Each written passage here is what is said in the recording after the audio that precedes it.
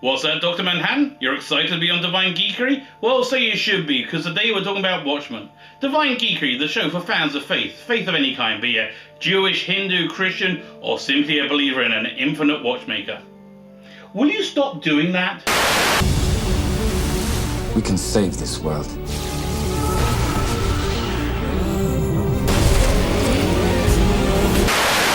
Watchmen is a comic book that created graphic novels. If you never read a graphic novel before, the one to start with is Watchmen.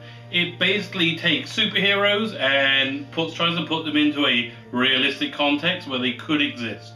They mostly don't have any superpowers, apart from one, Dr. Manhattan, which we will talk about in a minute. Now, the movie adaptation of it by Zack Snyder is, I would say, okay. It's certainly worth watching. Like most of Zack Snyder's movies, it's visually stunning. It takes pages from the book and translates them into a massive budget production, and it looks beautiful. It looks sumptuous, and it's just a treat on the eye. What Watchmen did, which was really brilliant, creates a layered universe spanning anything between 50 to 100 years, and creates a context in which to put all these characters. Now, the movie did brilliantly was in the opening titles. They created this false history brilliantly. It's worth watching just for the opening titles, which may well be playing in the background right now. I don't know.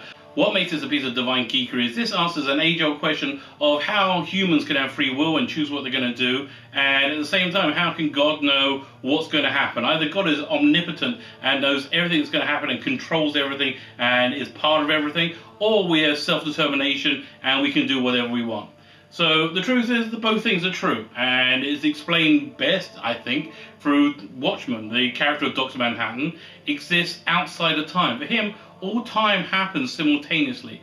Time, if you imagine time as a line, imagine it as a pencil, say, like a linear time.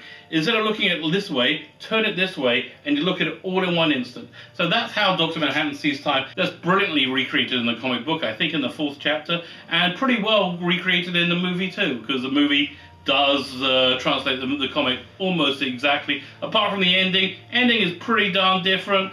I don't know if they made the right decision, but you know what? It's worth your time. It's worth your effort. I would go and seek out Watchmen and watch it. It's a long movie, like just about all the movies I like. If you want, split it over a couple of nights because it's very episodic. It is very adult. Again, the comic and the movie. Lots of sex, lots of violence. A really interesting and watchable movie, and it comes preloaded with a great parable on how there can be free will and predeterminism. So go check it out.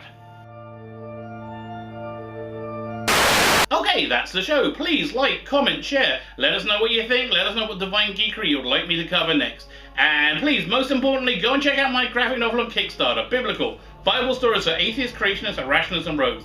It's fiercely biblically accurate and has no preaching or polemic agenda at all. Just a stonking great story. We're fully funded and we've reached our first stretch goal. We're working on our second stretch goal. It's fantastic. Go check it out.